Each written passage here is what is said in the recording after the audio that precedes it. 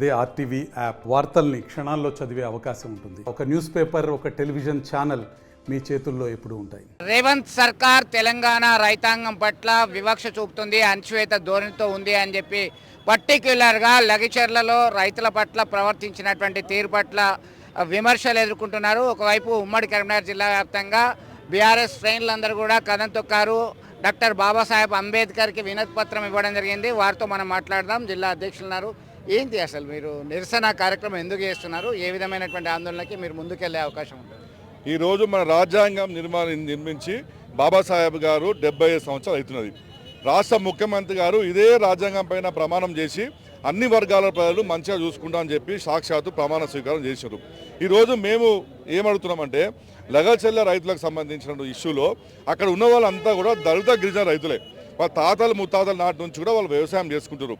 అటువంటి రైతులు అక్కడ మాకు ఇక ఇండస్ట్రీస్ వద్దు అని చెప్పంగా కూడా బలవంతంగా కూడా వాళ్ళ దగ్గర నుంచి లాక్కోవడమే కాకుండా వారి హక్కుల కోసం వాళ్ళు పోరాడితే వాళ్ళ మీద తప్పుడు కేసులు పెట్టి ఉన్నోళ్ళను లేనోళ్ళను అందరిని తీసుకుపోయి బేడీలేసి జైల్లో పెట్టడం జరిగినది. అంతేకాకుండా వాళ్ళు తీవ్రమైనటువంటి 3rd డిగ్రీ కూడా చేయడం జరిగినది. దీన్ని బీఆర్ఎస్ పార్టీ తీవ్రంగా ఖండిస్తుంది. అంతేకాకుండా నిన్నగాక మొన్న ఒక రైతుకు గుండెపోటు వస్తే అతన్ని హాస్పిటల్కి తీసుకుపోయే సందర్భంలో కూడా బేడీలు వేసుకొని దవాఖానాకు తీసుకుపోయాల్సిన పరిస్థితి ఏమొచ్చింది? ఆల్రెడీ ఆయన జ్యుడిషియల్ కస్టడీలో ఉన్నటువంటి ఖైదీని కూడా వాళ్ళు ఆ విధంగా ప్రవర్తించడం మాత్రం మేము తీవ్రంగా ఖండిస్తున్నాము. ఈరోజు ఈ రాష్ట్ర ముఖ్యమంత్రి గారు దళితులను గిరిజనులను తీవ్రంగా అణచివేతకు గురి చేస్తున్నారు.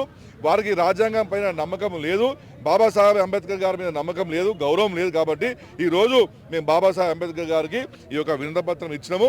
ఈ వినతిపత్రంలో బాబాసాహెబ్ అంబేద్కర్ గారిని మేము కోరినాము, ఈ రాష్ట్ర ముఖ్యమంత్రి గారికి కనువిప్పు చేయండి, ఇటువంటి వర్గాలను దళితులను గిరిజనుల పట్ల అన్యాయం గురి చేయొద్దు, వారు అణచివేత గురి చేయొద్దు అని చెప్పి వారికి మేలుకొల్పు చేయాలని చెప్పి మేము విజ్ఞప్తి పత్రం ఇవ్వడం జరిగినది.